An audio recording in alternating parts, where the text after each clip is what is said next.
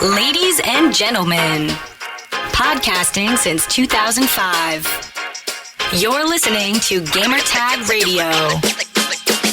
With your hosts, podcaster Hall of Famer Danny Pena, the always opinionated Paris Lilly, and from outside of the norm, Peter Toledo. This is Gamertag Radio.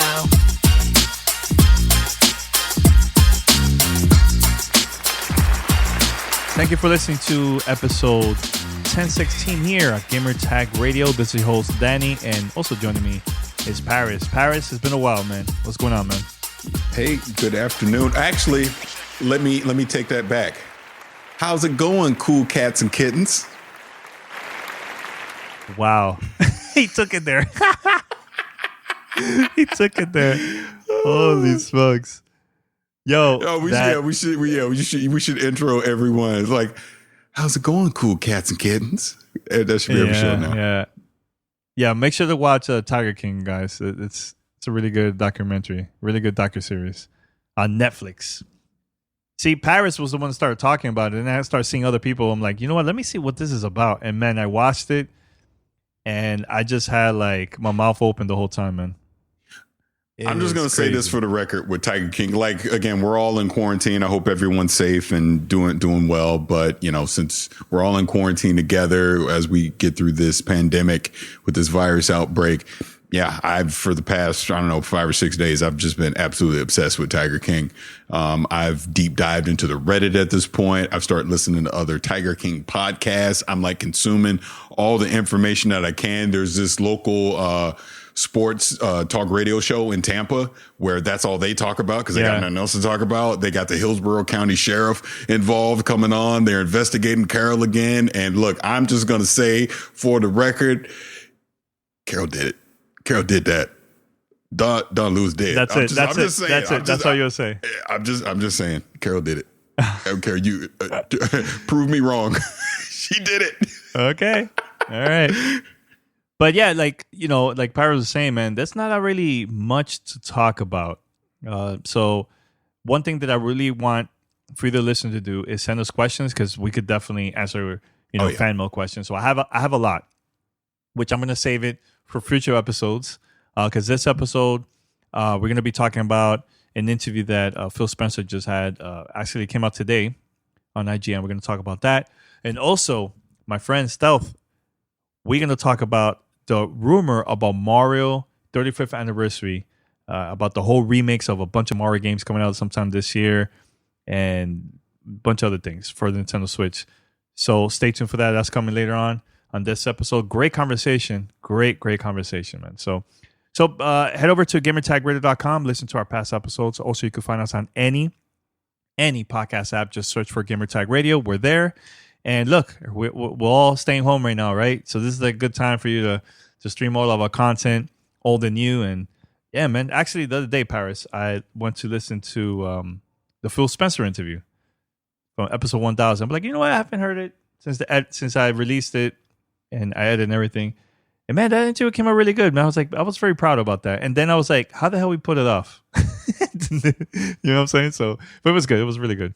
All right, so also, if you want to contact us to be part of Fan Mail, here's how.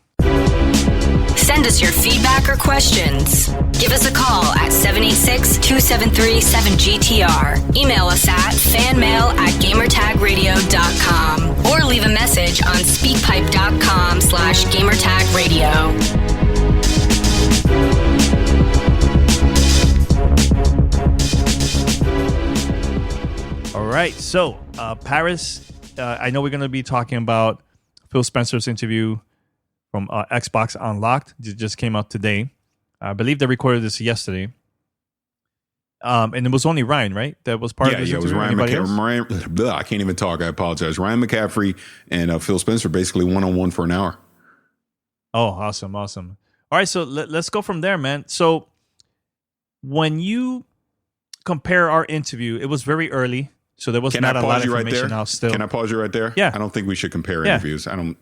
No. Not comparing, but I'm talking about like the time because there was no information about the specs. There was nothing like that. So there wasn't really much that Phil could say on the show. Like it was really, really early of the year. But now that there's more information out about the Series X and everything, I think that this was like a perfect opportunity for Ryan to ask more questions that we were not allowed to ask because at that time was rumors. You know what I'm saying? So was that a lot of questions like that Phil finally started answering now? Or what? I haven't heard the interview yet. Yeah, I mean, he basically kind of just went into the fact that, now that the specs are out and we saw the tech breakdown from Mark Cerny of the PlayStation 5, that now that all that information is out in the open, he said he felt really good about the decisions that they made for the Series X. He kind of went into the fact that some of the lessons learned that they got from the Xbox One back in 2013 to where now here with the Series X, they wanted to make sure that there was some symmetry between the CPU and the GPU, as far as power wise goes. He kind of talked about with the Xbox One X, how, hey, they targeted 4K, but 4K wasn't kind of the mandate for the games and stuff like that. Whereas this time around, all the games are going to be in 4K, like true 4K, no tricks under the hood. They're targeting 60 plus frames per second for all their games, things like that. And, they kind of went into obviously with COVID-19 and everyone working remote now, because he'd even mentioned that he's basically been home now for 4 weeks and obviously still communicating with a lot of the teams. And so far, so good. They feel like they're still going to be able to meet all their deadlines as far as getting the Series X out on time to get the games out on time, things like that. But of course, things can change. So he wasn't committing 100% to it, just saying as it is today, they feel pretty good about where they are as far as being on schedule for everything. Like I said, he talked about that, from a technical standpoint. He kind of, went back into, because Ryan kind of asked him about Scalebound in Japan, things like that. So he kind of dipped a toe back into that again. And as he said with us, that they want to make sure that if they are launching, they're having that global launch. They don't want Japan to be 9 months behind like they were back in 2013, things like that. Ryan asked him, would there be the possibility of, let's say, the hardware slipped into 2021? Would you still put Halo out as an example, since we know Halo is going to be on the Xbox One? He kind of basically dodged it somewhat just by saying, hey, as it stands right now, that's not the plan at all, but things change. So again, not 100% committing either way to that. I thought Ryan did a pretty good job, asking questions, trying to get some information out of him. And there's just simply things that he's not going to talk about right now. He asked him about price and, the launch window, things like that. And of course, he's not going to answer that stuff. He kind of asked him about their plan now that E3 is no more, saying that they definitely will be putting out information from now leading up until that time when E3 was going to happen in June, and they'll have more information during the summer, things like that. So sounds like we're going to have a steady stream of announcements and information coming for Xbox with this launch. So that's good. They talked about the Santa Monica studio a little bit.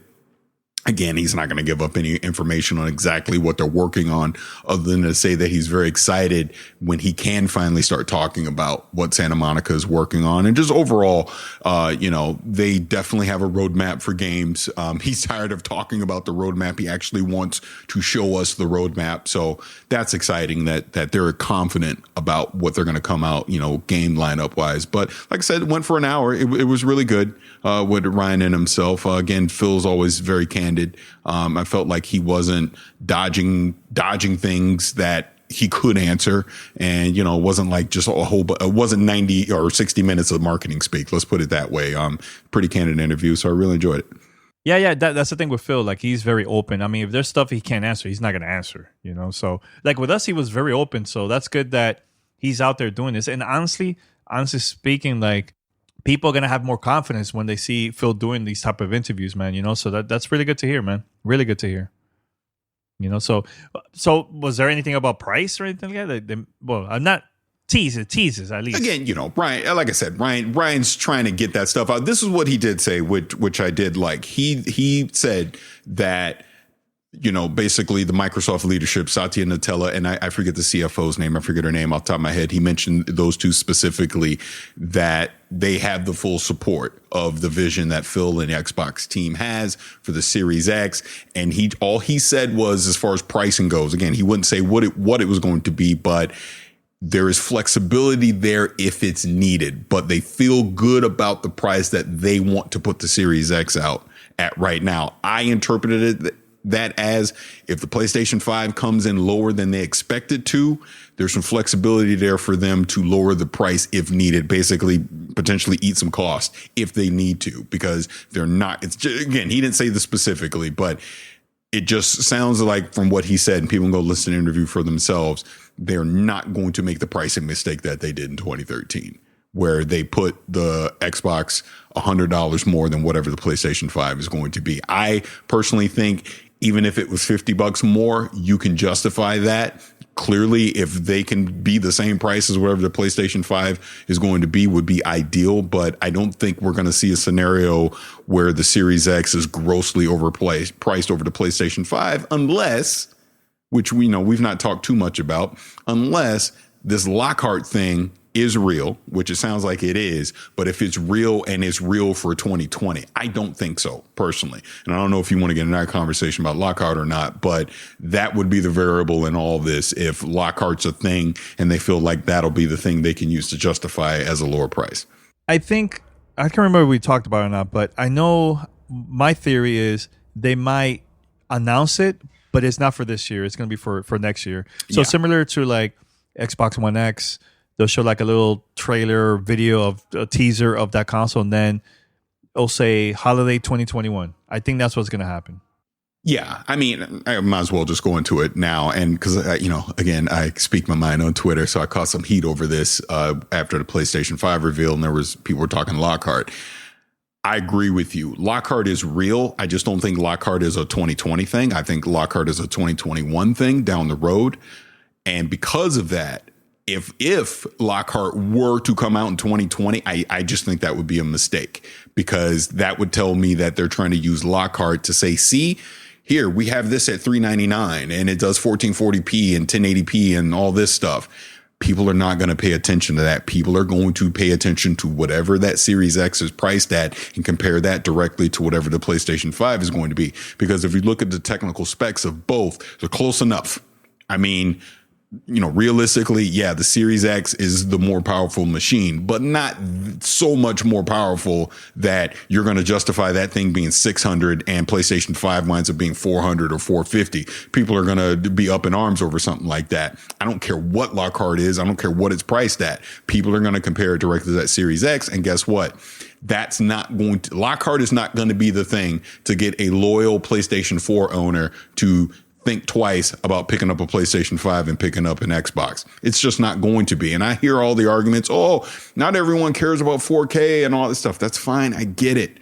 But in 2020, if you're putting that Series X out, that's the competition. It's between that and the PlayStation 5, not Lockhart. You wait until 2021, you put Lockhart out. Hey, here's a lower cost option for people that don't care about 4K and all that. But hey, now the Series X is a lower price as well. Okay, with a price drop, things like that. Now you can introduce that second SKU into the mix, in my opinion, and have it make sense. But at launch, to put two SKUs out like that and say, look, we got a $299 or a $399 option, but it doesn't do 4K and it doesn't do this other stuff that the higher one does. Not that it creates confusion in the market. It just doesn't drive. I'm going to go get PlayStation personally. That's what I'm saying. You know what I mean? I would just stick with PlayStation. Why am I going to Xbox at that point? Really, again, at the end of the day, it all comes down to games. But we know PlayStation's going to have the games. It's clear they're trying to make this thing as cheap as they possibly can to hover around that $399 price point that has worked since 2013. And you're not going to give anyone from this current generation any incentive to jump over the Xbox by putting out basically a nerfed version of your high-end hardware. In my opinion, and I could be wrong. What do I know? But that's just my 2 cents. Yeah, Paris, I totally agree with you, man. I totally agree with you on that. And I think this is like more of Xbox having this as a backup. Yeah. Just in case whatever price Sony announces, and then Xbox. Because I think Xbox Series X, I think, is going to be a reasonable price for everybody. I think it's not going to be $600 like how everybody's saying. It has to be way less than that. $499, $399 would be crazy if that happens, but it's not going to happen though. Anything's possible. Like I said, I just think if you're coming out in 2020, just put out one SKU. I don't think you should do multiple SKUs in 2020. 2021, I could definitely see it. And then by then, it doesn't even need to be $3.99. You could make that thing $2.99 or something like that. But again, we'll see. All right. Hey, so before I play this audio with Stealth, what do you think about the Mario 35th anniversary, man? Yeah, I'm glad you asked. I wish I could have been on that interview. I shouldn't even say interview, but discussion with him. We always keep missing each other. We talk on Twitter all the time, but I'm excited for it. Definitely am. I've talked a million times that I'm a huge Mario Galaxy fan. So the fact that Mario Galaxy is going to be a part of this excites me. Whatever you want, Nintendo, you just take my money again. It's the biggest hypocrisy in all of gaming that Nintendo can just keep repackaging these games. I keep giving them my money, but that excites me. Mario, I don't know a lot of people talking about Mario Sunshine, about how much they love it. It never clicked with me back in the day. So if it's something, hey, I'll give it a shot. Like if they come out with some all-star pack and they're all included together, absolutely. I'll give Mario Sunshine a shot. But to get Galaxy on the Switch, that excites me so much. And shout out to Andrea Renee, because she was on Kind of Funny this week with Greg Miller. I was watching, and she'd even said, and I was thinking it, and she said it, like just thinking new Mario games, as people are like, oh, they should do Odyssey 2. I don't want Odyssey 2. I want Galaxy 3. That's what I want personally. And I love Odyssey. Don't get me wrong. I thought Odyssey was a little too easy for my taste. I still love it. It's a great game of the year contender, the whole thing. It was kind of an easier Mario. Galaxy, I thought, was the nice blend of difficulty and just anyone could pick up the sticks and be able to play it kind of thing. It was just kind of just the right mix in there. So I want to see that. I would love to see them go back to the Galaxy universe and do that again versus doing an Odyssey 2. But look, whatever and I know they were talking a new Paper Mario potentially is coming, things like that. So whatever they do, I'm in. I love Mario, but if I had to choose, give me Galaxy 3. All right, so we're going to listen to Stealth. He's going to be on the show here to talk about this Mario 35th anniversary rumor. So we'll be right back after this. You're listening to Gamertag Radio.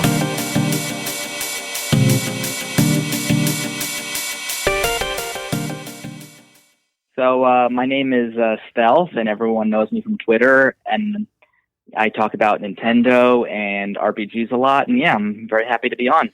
Yeah, you were on sometime, was it last year? I can't remember exactly when you were on, but yeah, I think it was. I was on either before or after E3 last year. I can't remember. I think it was before, because we were hyping up E3. Yeah. So it was maybe May or April of last year. Something like this. Man, so it's almost been a year. Almost there. Yeah, man. So first of all, how's everything around your area? Because the whole crisis is going on now. Yeah, it's been pretty challenging. My particular town has the most confirmed cases in the entire state where I live. So, everyone's been on lockdown. Oh, okay. Yeah, I'm in New York, so yeah, it's pretty bad over here too, man. So what you've been playing now? Since we all been, most of us have been staying home, but you've been playing anything on the Switch or what? I've been playing Animal Crossing literally every day. How many hours now? Because I have like 30. Around there. You? I don't think I've hit 100, but I'm gonna get there pretty soon. Yeah, probably by this week, by the end of this week and stuff. So.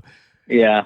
So the reason why I wanted to have you on is this whole rumor going around about Mario's 35th anniversary that's happening this year. So supposedly Nintendo was planning to announce this during E3, but due to everything that's going on now, E3 got canceled, so a lot of their plans has changed. So this rumor got leaked. Don't know how or what, but first of all, do you think this rumor is true or not? I want to believe it's true. Just because I do want to see those games on Switch, so my judgment, isn't 100% to be trusted. Just because, I want it that badly. But, yeah, where there's this much smoke, I think there is fire. Only because it's been reported on by, I think, 3 or 4 separate outlets. So, it seems true. So first, when I read this first, I thought it was going to be like individual games and so on. So then I start reading it more, and then I see most likely it's going to be like a collection, similar to like a Rare's replay collection with all the old games and stuff, right? So yes, we're gonna have the old classics from all the way from NES and to like what the Wii ish, right? With all these Mario games. Now, I was surprised hearing about remaster of Mario Galaxy, Mario Sunshine, and also Mario 64 on the Switch, which I think the more I read this, I think it's going to be true, man, and I hope it is true. Which one of those games are you like super excited to see on the Switch out of all of them? In the collection part of the rumor, I'm definitely excited to see the Galaxy games look better, because to me, like, those are 10 out of 10, some of the best games of all time. And I think like both of those games are actually like two of the best reviewed games of all time. And, you know, in terms of Mario Galaxy and Mario Galaxy 2, those are two of the best games of all time. And, you know, I'm excited to replay them, and I'm excited for other people to play them as well. Yeah, so when I invited you said, man, I have a lot of things to say about this, man. So what is it, the things that you wanted to say about this rumor, man? Well, in terms of the second part of the rumor, which is that Super Mario 3D World is getting a deluxe port with new stages and new content, which to me means new characters. And that is very exciting to me because it launched on the Wii U. And I think people were somewhat upset when it launched because it wasn't Mario Galaxy 3 and it wasn't like Super Mario 4, 2, or something like Mario Odyssey. It wasn't a sandbox. It was something different. And, you know, I don't think it got a lot of the attention and, you know, a lot of the accolades that I think that game deserved, because for me, it's easily one of the best 3D platformers of all time. So if that's very exciting to me. Yeah, you know, when I read this and I was actually thinking about like all the collections that I played in the past of Mario games. I remember the Super NES had the Mario All Stars. That was really cool, and I know they had the Mario Lost Levels, and a couple. Yeah. I think that was the only unreleased game on that collection, but that was a pretty cool. That was a very cool collection to have, you know. And if this is true and this comes out, this might be one of the best Mario collections ever in the history of Nintendo. So I just hope this happens, man, because you have the option. You want to go old school, you want to play like the most recent games that you have the choice, man. And remastered, oh man, it's gonna look really, really good, I think, man.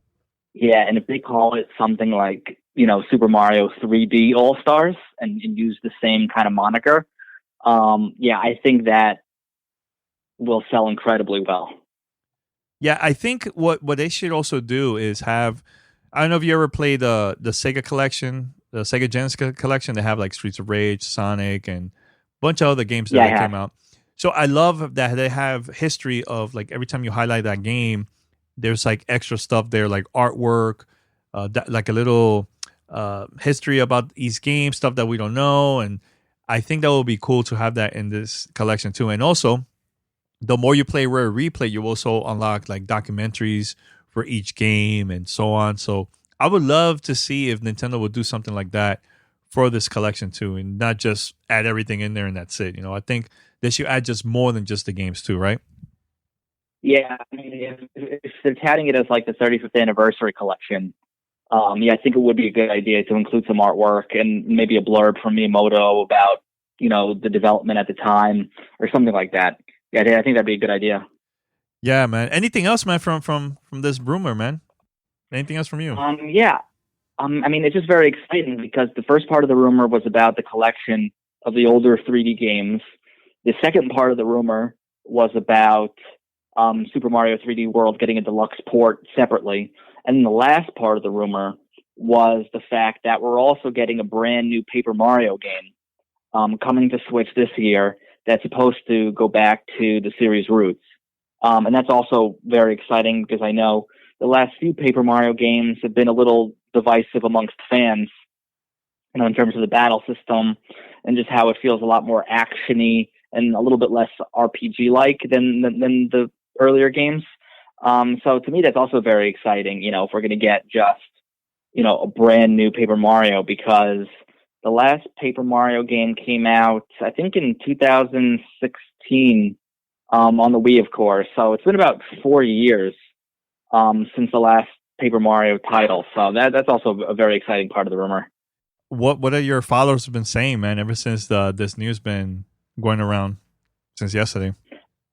Yeah, everyone is extremely excited. I don't think anyone expected it, because, companies like Capcom, tend to bundle their games and port them pretty regularly. But you don't expect that from a company like Nintendo. They don't do it terribly often. They will bundle, in the case of New Super Mario Brothers U Deluxe, they bundled in the Luigi U DLC, or when they did Bayonetta 1 and 2. But this is pretty ambitious for Nintendo.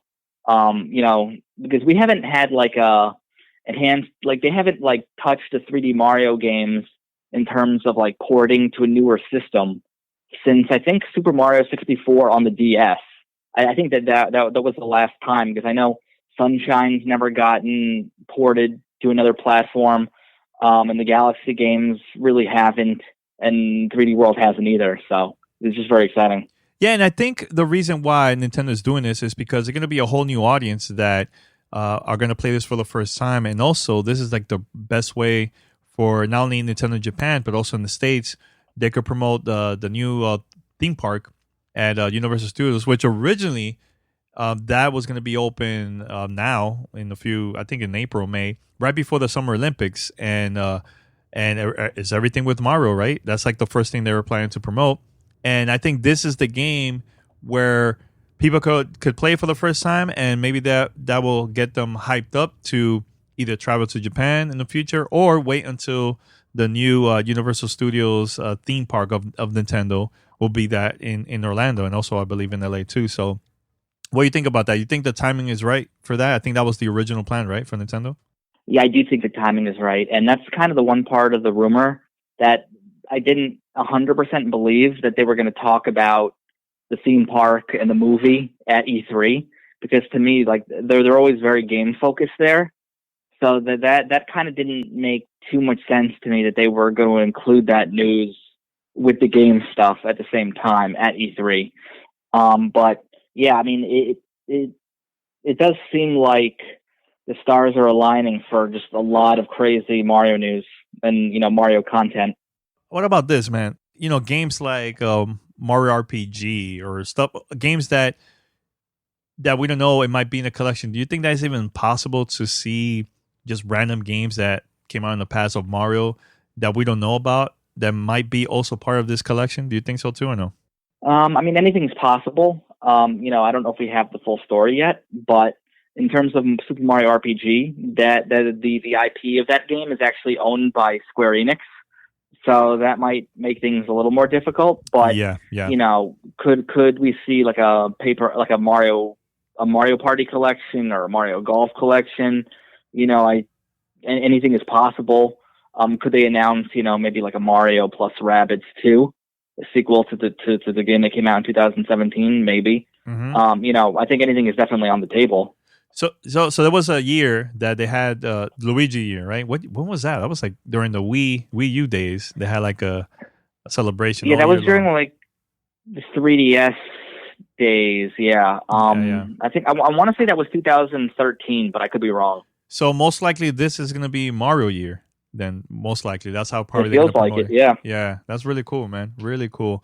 So, quick question, man. So what's next for you, man? There's any other games that you're waiting to come out for the Switch, man, in the future before we wrap it up? Yeah, I'm definitely looking forward to Xenoblade Chronicles Definitive Edition, which comes out May 29th. Mm-hmm. Big RPG fan, as you well know. And, there's very few RPGs bigger than that one, so. Yeah. And also, man, very quick, man, the Nintendo Direct Mini, man, your thoughts very quick about it, man, overall. Yeah, I mean, I'm glad that they marketed it as a mini and not as a regular Direct, because there weren't any really major first-party announcements at all. But in terms of the announcements that were there, I was pretty happy. I love seeing more Bravely Default 2. I was, even though we it was leaked ahead of time by the Korean rating board. Seeing, BioShock and Borderlands and XCOM come to Switch is pretty crazy. That's a big deal.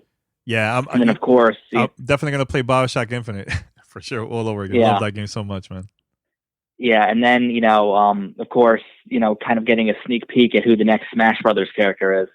Is always fun. So I actually enjoyed it. I do wish they gave warning for it, though, because, it's tough to just all of a sudden, get tweeted at the Direct, and you hope you're at your computer able to watch it. I mean, it's been a while since we've seen an official Nintendo Direct with a lot of first-party announcements, man. So when do you think we might see that again from Nintendo, man? Now that this is already out, this was more for like the third-party games and stuff, But do you think we're going to see something right before E3, or we have to wait all the way to like just June?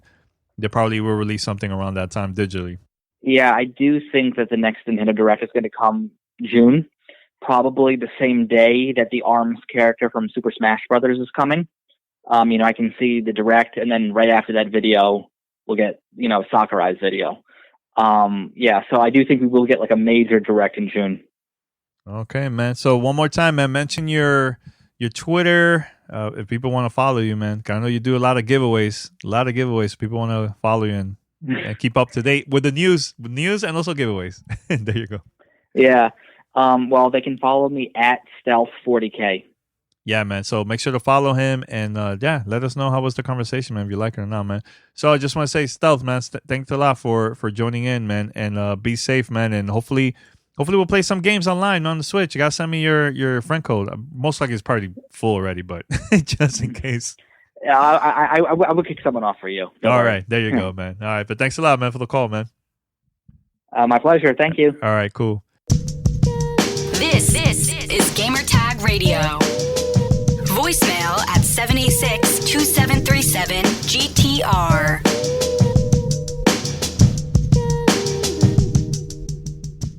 All right, so we're going to wrap it up here. Gamer Tag Radio, episode 1016. Head over to gamertagradio.com. Listen to our past episodes. Also, you can go to any podcast app and download our podcast. Just subscribe, post a review, follow us. It will help us out a lot. Also, if you want to donate, for more content, and we'll invest that to buy better equipment, go to donate.gamertagradio.com. That's donate.gamertagradio.com. Or if you want to get some t-shirts, wear it around your local area, go to store.gamertagradio.com. Now, if you want to send voice messages, emails to be part of the show, a fan mail episode, here's how you can contact us. Send us your feedback or questions. Give us a call at 786-273-7GTR. Email us at fanmail@gamertagradio.com or leave a message on speakpipe.com/gamertagradio. That's it. Until next time, we'll be here Monday. We're going to release a brand new episode here in Gamertag Radio. We have a lot of questions for fan mail, and we're going to save that for that episode. But you still have time to send questions, so make sure to make that happen, all right? Okay, until next time, we're out. Peace. Thanks for listening to Gamertag Radio. Be sure to like us on Facebook and follow us on Twitter.